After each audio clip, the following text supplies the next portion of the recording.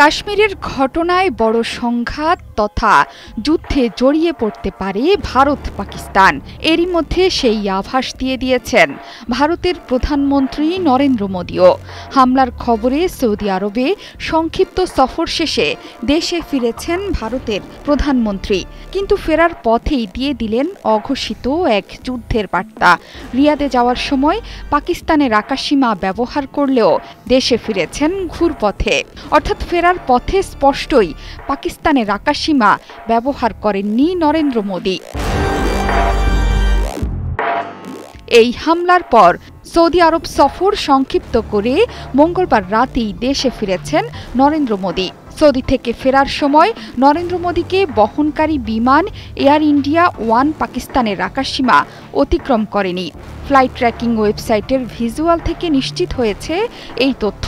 যদিও মঙ্গলবার সকালে রিয়াদের উদ্দেশ্যে যাত্রার সময় বিমান বাহিনীর বোয়িং 777-300 বিমানটি পাকিস্তানের আকাশসীমা অতিক্রম করেছিল, কিন্তু ফেরার পথে দীর্ঘ পথ বেছে নিয়ে পাকিস্তানের আকাশসীমা এড়িয়ে যায় নরেন্দ্র মোদিকে বহনকারী বিমানটি।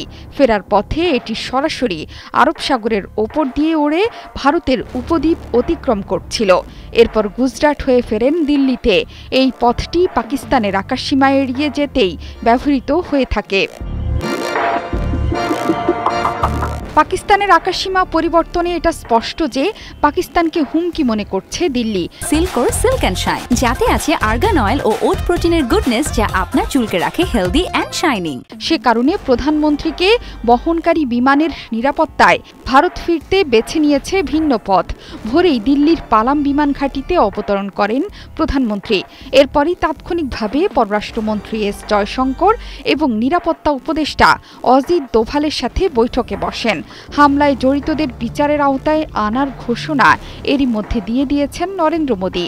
এক্সে দেয়া বার্তায় তিনি লিখেছেন, সন্ত্রাসবাদের বিরুদ্ধে লড়াইয়ের জন্য ভারতের সংকল্প অটুট এবং এটা আরও শক্তিশালী হবে বলে পরোক্ষভাবে পাকিস্তানকেই হুমকি দিয়ে দিয়েছেন নরেন্দ্র মোদি। পাকিস্তানকে সবসময় সন্ত্রাসবাদী রাষ্ট্র হিসেবে চিহ্নিত করে উদ্বেগ জানিয়ে আসছে ভারত। পেহেলগাঁওয়ের ঘটনাতেও পরোক্ষভাবে পাকিস্তানের দিকেই অভিযোগের তীর ছুটছে ভারত। হামলার পর কাশ্মীরে গেছেন ভারতের স্বরাষ্ট্রমন্ত্রী অমিত শাহ। শ্রীনগরে গিয়ে নিরাপত্তা পরিস্থিতি পর্যালোচনায় সংশ্লিষ্ট ব্যক্তিদের সঙ্গে বৈঠক করেছেন তিনি। হামলার পর ঘটনাস্থল পেহেলগাঁওতে সেনাবাহিনী ও পুলিশ সদস্যদের মোতায়েন করা হয়েছে। হামলার দায় স্বীকার করেছে কাশ্মীর রেজিস্ট্যান্স নামের একটি সশস্ত্র গোষ্ঠী। এই হামলার নিন্দা জানিয়েছেন যুক্তরাষ্ট্রের প্রেসিডেন্ট ডোনাল্ড ট্রাম্প ও রাশিয়ার প্রেসিডেন্ট ভ্লাদিমির পুতিন। পেহেলগাঁওয়ের ঘটনার নিন্দা এবং নিহতদের পরিবারের প্রতি সমবেদনা জানিয়ে নরেন্দ্র মোদিকে টেলিফোন করেছেন মার্কিন প্রেসিডেন্ট ডোনাল্ড ট্রাম্প। বর্তমানে ভারত সফর করছেন মার্কিন ভাইস প্রেসিডেন্ট জেডি ভ্যান্স। কাশ্মীরে ভারত অংশে 1990-এর দশক থেকে সশস্ত্র গোষ্ঠীর হামলায় বহু হতাহতের ঘটনা ঘটেছে। 1947 সালে ব্রিটিশ শাসন থেকে স্বাধীনতার পর হিমালয়ের এই অঞ্চল বিভক্ত হয়। কাশ্মীরকে নিজেদের দাবি করে পরমাণু শক্তিধর দুই প্রতিবেশী দেশ ভারত ও পাকিস্তান। এ নিয়ে দেশ দুটি বিগত কয়েক দশকে দুটো পূর্ণাঙ্গ যুদ্ধ এবং একটি সীমিত সংঘাতে জড়িয়েছে। বর্তমানে প্রায় 5 লাখ ভারতীয় সেনা সদস্য স্থায়ীভাবে কাশ্মীরে মোতায়েন আছে।